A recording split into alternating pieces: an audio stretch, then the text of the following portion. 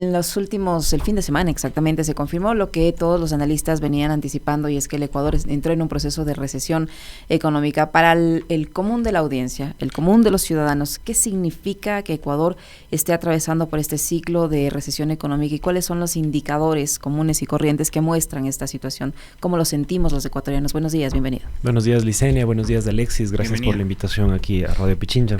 Estoy en casa. Como punto de partida, ¿qué significa que estamos entrando en una etapa de recesión?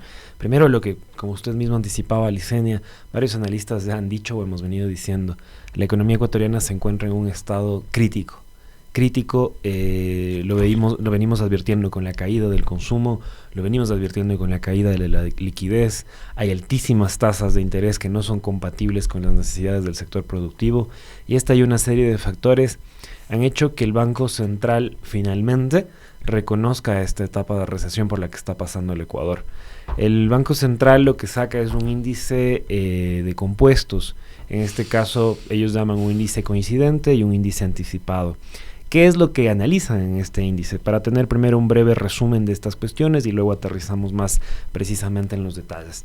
Analizan los ingresos petroleros, la recaudación del IVA, las ventas en el comercio, en la construcción, en los alimentos y las operaciones financieras. Y se dan cuenta de que empieza a haber una ralentización de todos estos indicadores, demostrando que este primer trimestre del 2024 el Ecuador está en recesión. Pero el dato más crítico de lo que nos dice el Banco Central no es solamente la condición actual de la economía, sino, yo les decía, hay un índice de coincidentes y hay un índice anticipado. Cuando se analiza el índice anticipado, que es lo que viene a futuro, seguimos en recesión. Es decir, no hay previsión de una recuperación económica, y esto, digamos, podría ser una verdad de perogrullo, no es una cosa que sea novedoso quizás para quienes nos escuchan. La dificultad para encontrar empleo, para vender, para que florezcan los emprendimientos, lo difícil que es acceder a un crédito, entre otras condiciones que hacen que la economía ecuatoriana viva esta situación. Bienvenido, Gonzalo, qué gusto tenerte acá. ¿Cuánto hizo que esta crisis ahonde las medidas que ha adoptado el gobierno de Noboa en los últimos meses, ¿no? Tomando en cuenta de que justo hoy cumple 8 meses en funciones, justo hoy. El incremento del IVA, el incremento de los precios de la gasolina, esas medidas, ¿cuánto han afectado, cuánto han impactado en la economía de la gente, de la clase media, de la clase popular? Cuando uno analiza la economía y el estado en el que se encuentra el Ecuador, una variable fundamental es el consumo, ¿sí? Y el consumo de los hogares depende fundamentalmente de estos ingresos que uno genere por su salario o por las ventas que pueda realizar por algún negocio que tenga. Sobre esta base, aquí hay un elemento crítico para problematizar esto, estimado Alexis, y es que en este momento la canasta básica en el Ecuador casi alcanza los $800. Exactamente son $799.73. Estos $800 no pueden ser cubiertos por un salario básico. De 460. Es imposible que sea cubierto. ¿Qué pasa con una madre soltera que ojalá en el mejor de los casos tenga un empleo formal? No alcanza a cubrir ni siquiera la canasta básica vital, que llega a los $560. Entonces, hay una crisis de consumo. A esto se suma lo que usted menciona, se incrementa el impuesto al valor agregado, se encarece el precio el costo de la vida. Asimismo, sumamos también otros costos como el incremento de los precios a los combustibles. Y en esto este es el dato fundamental. 7 de cada 10 ecuatorianos económicamente activos, 7 de cada 10 ecuatorianos económicamente activos tienen un empleo precarizado, no formal, o están en desempleo. 7 de cada 10. Esto es crítico. Esto es crítico. Llegó un momento en el que este país llegó a tener este dato en 5 de cada 5, en 5 a 5. ¿En qué año, Gonzalo? Esto hablábamos en los años 2014-2015. Pero en todo caso, en este momento, que 7 de cada 10 ecuatorianos estén en esta situación de incertidumbre en la generación de sus ingresos, de no tener certezas sobre si van a llegar a fin de mes o no, donde las tarjetas de crédito le revientan, tiene que pagar el arriendo, tiene que pagar el crédito si es que es un productor, no hay posibilidades ni condiciones de que se reactiven la economía. Y sobre esa base, ¿por qué saco yo a colación el dato del 7 de cada 10? Porque uno puede ver, por ejemplo, la tasa de desempleo. La tasa de desempleo en Ecuador es del 3,1%. En Francia está en el 7%, en Bélgica está en el 5%, en Países Bajos está en el 3,6% el desempleo. O sea, estamos mejor que Europa, y no es así. es porque precisamente la estructura no tan formal de la economía ecuatoriana genera estas condiciones. A esto usted súmele el incremento del IVA, la recesión al consumo, y no solo esto, sino también los impuestos que van a las familias, a las clases medias. En este momento las personas naturales están tributando mucho más que lo que tributaban hace 2 o 3 años. Solamente es cuestión de preguntar a alguien que tiene un RUC, que factura, ¿cuánto está pagando de impuestos respecto a lo que pagaba antes? Y es muchísimo más. Y esto ralentiza finalmente aquello que yo destinaba para ir a la tienda, aquello que yo destinaba para quizás irme de turismo, ya no lo uso, ya me lo guardo, lo pienso 2 veces antes de gastar. Y con esto genera una economía del desastre en la que finalmente el mismo Banco Central lo reconoce, no tenemos previsiones salvo que se tomen medidas. Gonzalo, yo te escuchaba el fin de semana, perdón, Licenia, yo te escuchaba el fin de semana que podíamos conversar y analizar también cifras, decir la economía está en UCI, está en terapia intensiva. Y cuando estás en una condición como esa tienes que, digamos, tomar medidas emergentes, urgentes, para poder recuperarte.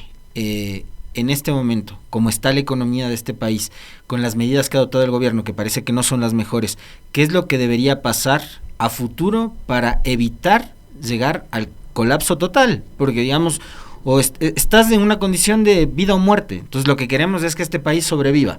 ¿Qué es lo que tenemos que hacer para mejorar las condiciones? Primero, ¿por qué estamos en una situación crítica? Porque,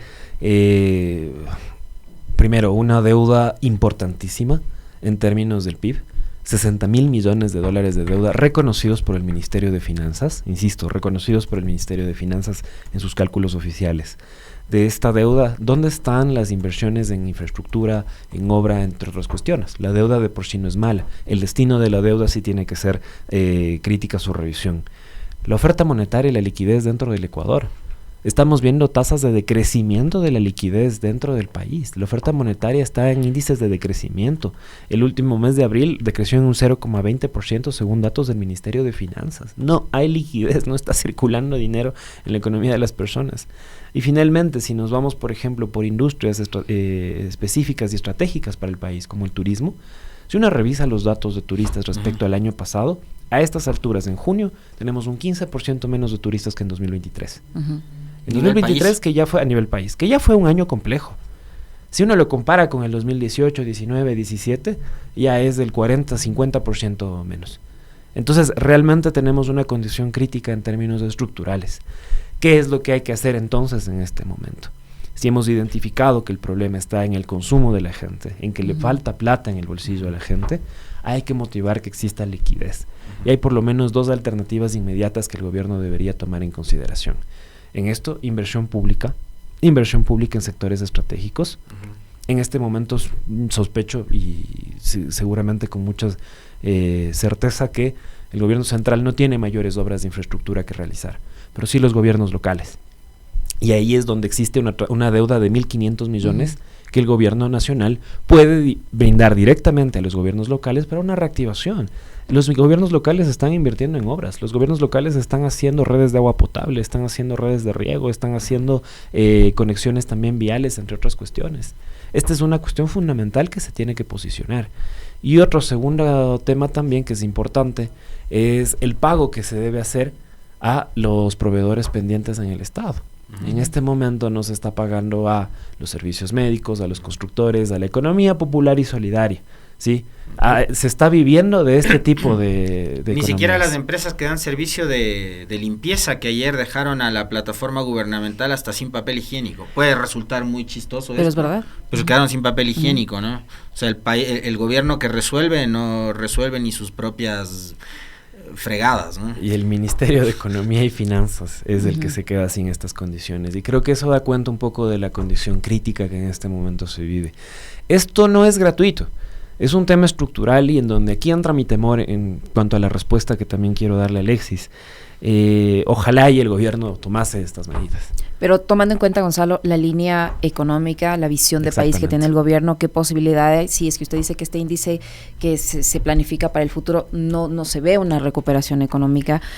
Tomando en cuenta esto, la visión que tiene el gobierno en materia económica y la visión de país que tiene, ¿qué posibilidades hay de que salgamos de esta recesión por un lado y por otro, tomando en cuenta que hay un acuerdo con el Fondo Monetario Internacional vigente que pide además una reforma tributaria en estos momentos? ¿Qué nos espera? A eso voy, a la condición estructural. Hay una serie de medidas que ojalá, si saliéramos de la ortodoxia y de los manuales para poder resolver la economía no es un manual, la economía, con todo el respeto a los profesionales y colegas, no es contabilidad. La economía dentro del país tiene que manejarse de manera rigurosa y tiene que hacerse con creatividad, pero también con las herramientas que nos posibilita nuestra Constitución y nuestras leyes. Y sobre esta base yo precisamente empato en eso. No veo posibilidades estructurales de que se tomen este tipo de medidas para la dinamización del país. Si a un paciente en UCI usted no le inyecta un shock de adrenalina, no le inyecta todo lo que corresponda para que se reanime, para que reviva, no revive, finalmente perdemos al paciente. Si le quitas el oxígeno. Absolutamente. ¿Qué pasa en este país si es que tomamos esas medidas en contra? Si en una situación de tanta de crisis económica no tomamos las medidas adecuadas, ¿qué va a pasar? Y ahí entra y pongo a discusión. El Fondo Monetario Internacional ha planteado ciertos lineamientos para el país respecto a lo que ellos llaman el ajuste de sus finanzas. De acuerdo, hagamos una reestructuración de la estructura de gastos, de estructura financiera, de ingresos del país. Pero eso también quiere decir que veamos el momento en el que nos encontramos como economía y que no dejemos a nadie atrás. Eso es lo fundamental. Si pensamos que esta economía se va a salvar dejando a muchas personas, que generalmente son las mayorías, atrás, no va a pasar esto y no vamos a reactivar vía consumo este país. Quiero remontarme a un pasaje de la época de pandemia a propósito de una consulta que me piden que te formule, Gonzalo. Si el pago priorizado de bonos en pandemia fue una decisión acertada, recordamos lo que hizo Richard Martínez durante el gobierno de Lenín Moreno. Yo creo que fue acertada. Y la negociación de la deuda. Y si es ese uno de los factores que hoy nos está pasando factura. Yo no creo que fue acertada en su momento. Insisto, si es que en este momento estamos en una situación crítica, en el 2020 era bastante más importante. Y es como que en este momento priorizáramos el pago de deuda también, en todo este contexto de crisis. Pero lo estamos haciendo, porque fíjate que la deuda del FMI, los primeros 800 millones que llegaron fueron para pagar deuda. Yo quiero insistir en una cuestión. Hay una condición estructural respecto al gobierno que está impidiendo precisamente que se tomen las decisiones adecuadas para la reactivación de esta economía. Si en este momento, como les comentaba al arranque, tenemos una economía en donde se está cobrando más a las clases medias, en este momento la estructura impositiva hace que se cobre más al impuesto, más al consumo de la gente, no vamos a reactivar esta economía. Para darles una cuestión de cifras y que me parecen importantes, en IVA estamos cobrando el 2,95% respecto al PIB. La recaudación del IVA representa el 2,95% respecto al PIB. La recaudación del impuesto de la renta es del 2,61%. Es decir, estamos castigando mucho más del consumo en este momento. A la clase media. ¿Y cuál es el incentivo de una empresa para contratar más personas? Que venda más. ¿Y de qué depende de que venda más? Que existan consumidores que puedan ir a la tienda, que puedan ir a la ferretería, que puedan ir a comprar una bicicleta o que compren incluso un auto, ¿no es cierto? Sobre esa base, si yo empiezo a dinamizar esas ventas, contrato más gente. Si contrato más gente, esa misma gente que contraté puede hacer esto en una tienda del barrio, puede hacer esto en una frutería, entre otras cosas. Eso no está pasando. Estamos castigando el consumo en este momento. Pero quizás lo más importante, ¿a dónde se están destinando nuestros impuestos? ¿A dónde se está destinando la deuda pública? El país está recaudando 9.500 millones de dólares en impuestos, ¿sí? Estos son 3.000 millones menos que en el 2018, en el 2017. ¿A dónde se está yendo toda esa inversión? Si no hay obra pública, si no hay carreteras, si no hay escuelas, si no hay hospitales, y no hay seguridad, si no hay hidroeléctricas. Tampoco. Exactamente. ¿A dónde se está yendo? El incremento del 3%, los 3 puntos porcentuales del IVA. En este momento estamos viendo efectos dentro del manejo de seguridad. Lamentábamos a una niña huérfana de 5 años en su comentario en la mañana, Alexis. Una niña huérfana de 5 años. Es para rasgarnos las vestiduras y reclamar que en este momento estamos pagando deuda en vez de salvar la vida de la gente. Realmente me indignó, perdón, pero sí me parece que es una condición en la que en esta crisis No estamos tomando las decisiones adecuadas como país. Ahora, Gonzalo, hay gente que o analistas que aseguran que en estos momentos es adecuado que se tomen medidas de shock. ¿Qué medidas de shock se pueden tomar ahora? Hay algunas que quizás no son tan de shock, pero que, como insisto, yo creo que hay que tomar decisiones radicales. Existen carteras de inversiones con proyectos que ya tienen estudios, proyectos que ya, si es que usted quiere, en lenguaje de funcionario público, tienen términos de referencia y están listos solamente para ser financiados. O sea, lo que necesitas es decisión política de empezar a ejecutar. Voluntad política para ejecutar y financiar esos proyectos.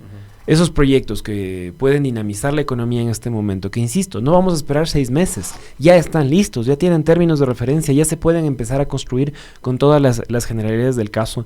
Esa creo que es una medida importante. No creo que es de shock, pero en estas condiciones de la economía siento que puede dar un impulso importante. Hay otras condiciones que podríamos ir analizando, como también cómo fomentamos el consumo. En este momento los pisos de las tasas de interés están desde el 11% y llegando hasta el 21%. Creo que ahí también a la banca, que ha sido la que más ha ganado en los últimos años, hay que poner sobre la mesa la posibilidad de que brinde un crédito más barato. ¿Cómo lograr eso cuando tienes un presidente que viene de familia de banqueros también? Porque acá mucha gente se olvidó que pasamos de un gobierno de banquero, del señor Lasso, que era dueño del Banco de Guayaquil, o es dueño del Banco de Guayaquil, al gobierno del señor Noboa, que es de la familia propietaria del Banco del Litoral. Entonces, a un banquero o a un hijo de banquero no le vas a convencer de bajar las tasas de interés porque ese es su negocio. Y además esta es una condición crítica a la que hay que poner sobre la discusión. Estamos diciendo que hay una economía en la que por último hay empresarios que están dispuestos a invertir, ¿no es cierto? Si yo quiero invertir, por lo menos espero que mi tasa de rendimiento sea mayor que la tasa de interés que me va a cobrar el banco. ¿Qué proyecto tiene una tasa de rendimiento del 21%? Ojalá y encontré en este momento de crisis además, en lo que además que si usted invierte no le compran. Siento yo que ahí hay también una medida importante que deberíamos tomar sobre la mesa. Y por qué no también el empezar a pensar una reestructuración fiscal de la economía ecuatoriana. Primero, las clases medias están pagando más que hace 5, 6, 7 años. Están pagando más. Y sin embargo se recauda menos. ¿Qué está pasando entonces en la estructura fiscal del Ecuador? Creo que aquí sí hago una invitación. Los grandes contribuyentes no están pagando. O no están pagando lo que deben. Y además, por fuera de aquello, además del gran gasto tributario que tenemos como país, el gasto tributario es lo que dejamos de cobrar a grupos económicos o en general de impuestos. ¿Qué está pasando con la estructura fiscal de nuestro país? Creo que ese es el ejercicio que en este momento tenemos que hacer con total determinación. Revisar para que sea la clase media la que pueda dinamizar el consumo, que se puedan reducir los impuestos que están en este momento planteados y que, insisto, viendo los datos del SRI, quien en este momento factura por RUC y puede decir cuánto está pagando de impuestos respecto a lo que pagaba antes, es muchísimo más. Y en este sentido también los castigos que se hacen al consumo, sea por el impuesto al valor agregado o sea además por las gasolinas y el incremento de su precio. ¿Por qué llegamos ahora, 4 años después de la pandemia, a este momento de recesión y de desaceleración de la economía y no en el 2020, Gonzalo? Uno hubiera creído que en ese momento, cuando se apagaron por completo los motores de la economía, el país podía haber llegado a esto. Pero ahora, cuando deberíamos de estar ya, el Ecuador es uno de los países que menos va a crecer, según los datos proyectados por el Fondo Monetario Internacional, incluso menos que Haití, económicamente. Hay que tomar, digamos, con pinzas también los datos respecto de aquello. Sin lugar a dudas es una condición crítica la que en este momento estamos viviendo. No creo que a niveles de pandemia todavía, pero sí estamos teniendo una ralentización. ¿Por qué esta ralentización? Que aquí hay un dato importante. La recuperación del país en términos económicos no se ha dado todavía a niveles prepandemia. ¿Sí? No se ha dado a niveles prepandemia. Y esto es fundamental también. El manejo económico de los últimos 7 años ha sido desastroso respecto de aquello. Han priorizado pago de deuda, han priorizado el ajuste fiscal y no necesariamente la generación de inversión pública para la dinamización de la economía. Y esta es una condición fundamental. Por eso estamos en una situación de recesión económica, por eso no existen posibilidades de una inversión privada que también pueda complementarlo. Y esta es simplemente la fórmula del desastre para la economía ecuatoriana. En este momento yo quiero volver al dato que daba de partida. Si 7 de cada 10 personas económicamente activas en el Ecuador no tienen un empleo formal, están en un empleo precarizado o están en el desempleo, no hay consumo que te aguante una condición económica para ello.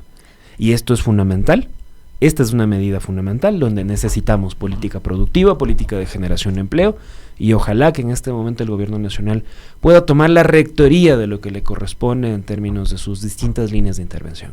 Gonzalo, hace algunos días el economista Diego Borja hablaba de los altos niveles de pobreza. Una economía en recesión, ¿cómo influye para que esta pobreza se agudice en los ecuatorianos, la pobreza y la pobreza extrema? ¿Cómo va a afectar esto directamente en el incremento posiblemente de la pobreza y la pobreza extrema? Hay una categoría interesante que últimamente está despuntando a nivel mundial y que en Ecuador también la podemos ver, que es la de trabajadores pobres. Incluso quienes trabajan, ¿sí? Incluso quienes están por fuera de este 3,1% de desempleo, están en una situación de pobreza. No están generando los ingresos mínimos para satisfacer sus necesidades básicas. Y en este momento, no solo que se ratifica la creación de pobreza y de personas en situación de vulnerabilidad, sino que además a quienes están trabajando, como no les alcanza en este momento para el consumo, vimos con un salario básico de $460 y una canasta mínima vital, la vital de 560, no hay presupuesto que alcance sin deuda. Con una canasta familiar de $800, no hay presupuesto que alcance sin endeudarse. Es por eso que en este momento se ratifica y se profundiza las condiciones de inequidad y de pobreza dentro del país.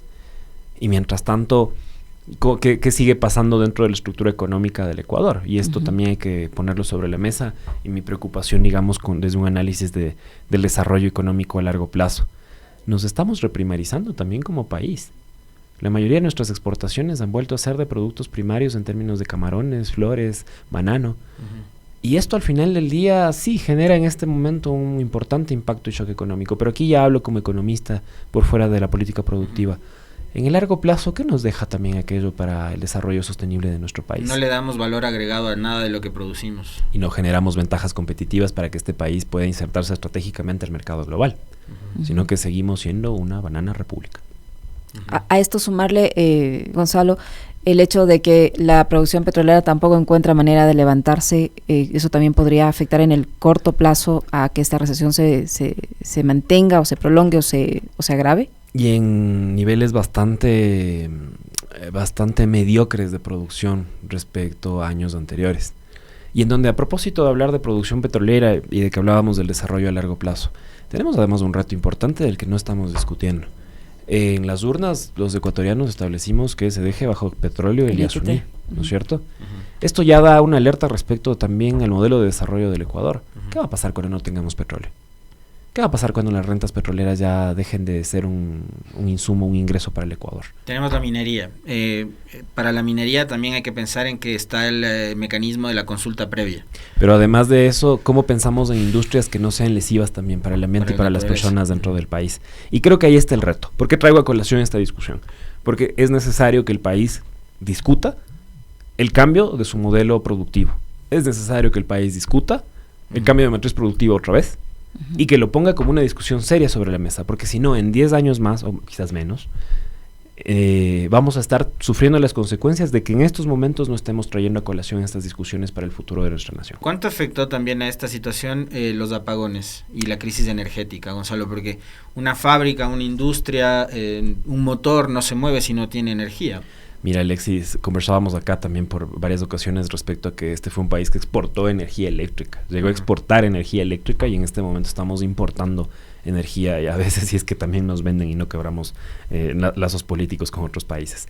En este momento, según datos del propio ministro de Energías, según el ministro Luque, se perdieron 72 millones por cada día de apagones. Hagamos el cálculo, solo en abril fueron entre 8 y 10 días.